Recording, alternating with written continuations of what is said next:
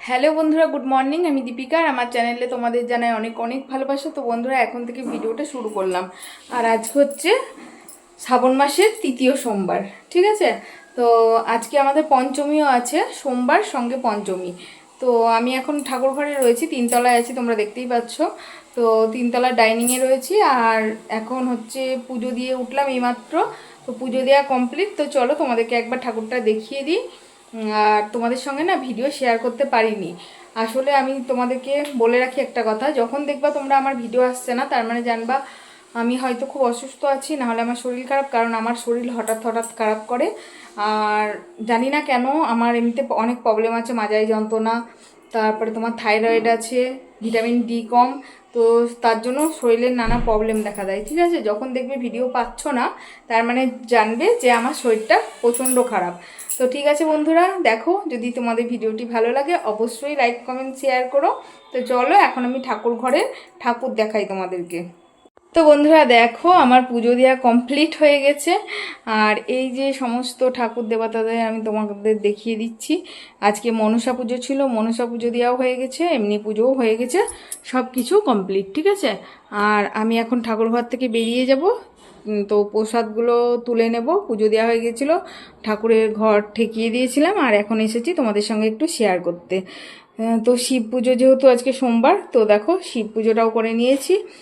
আর সমস্ত ঠাকুরদের পুজো, সমস্ত ঠাকুর দেবতাদের পুজো দেওয়া হয়ে গেছে। কথা বলতে গিয়ে এত আটকাচ্ছে কেন বলো তো? এমনিতে আমি সকাল থেকে একটু জলও খাইনি, দিয়ে গলাটা শুকিয়ে আছে পুরো, তার জন্য আমার একটু অসুবিধা হচ্ছে, ঠিক আছে? তো দেখো বন্ধুরা, তোমাদের কেমন লাগছে আমার ঠাকুরকে বলো, কমেন্ট করে জানিও।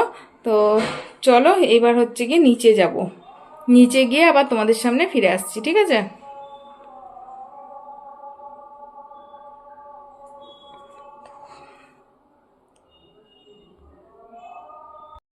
তো বন্ধুরা, এবার নাইটিটা চেঞ্জ করে নিচে যাই, তারপর তোমাদের সঙ্গে কথা হচ্ছে।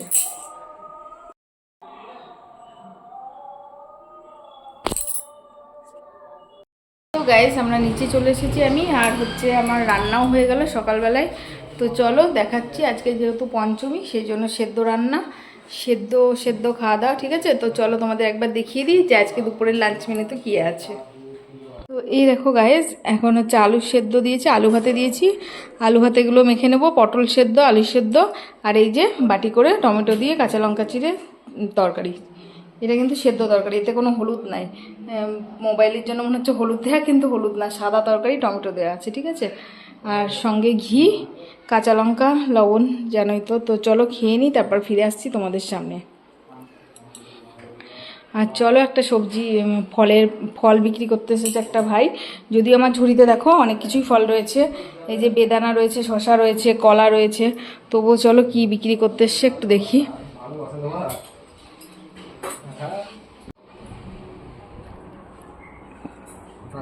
তো বন্ধুরা দেখো, তোমাদের দাদা ভাই নিচ্ছে ফল।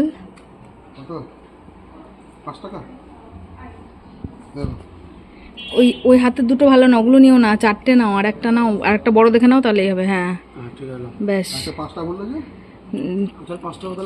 আরে 20 টাকা হতো চারটেতে, আর 5টাতে 25 টাকা, 5 টাকা করে পিস।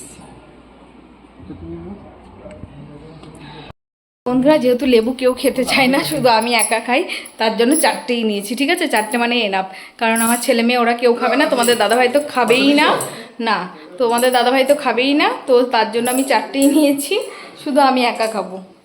তো চলো এবার ভাতটা খেয়ে নিই, তারপর ফিরে আসবো আবার তোমাদের সামনে। বন্ধুরা, আমি এখন ওপরে যাচ্ছি মামামের জন্য ফল নিয়ে, ঠিক আছে? এখানে আছে বেদানা আর লেবু, ক্যামেরাটা ঝাপসা।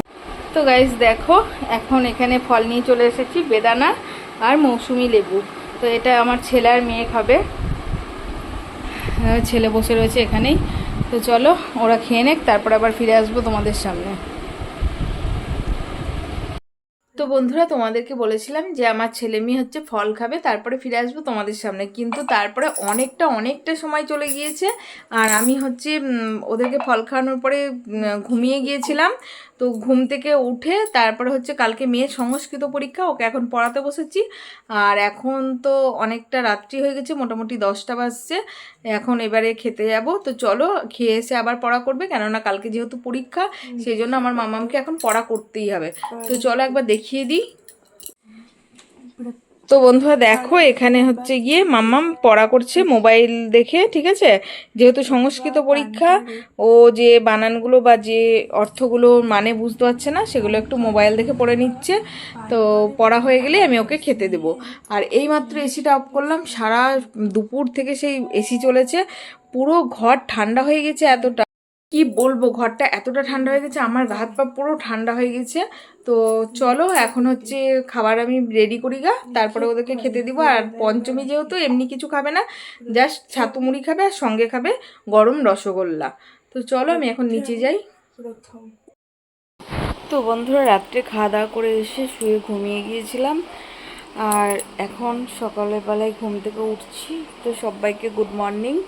তো কালকে রাত্রে ভাবলাম খাওয়া দাওয়া করে এসে তোমাদের সঙ্গে কন্টিনিউ করব, কিন্তু সেটা আর করে উঠতে পারিনি, কেননা সেই সময় হচ্ছে এতটাই ঘুম পেয়ে গিয়েছিল।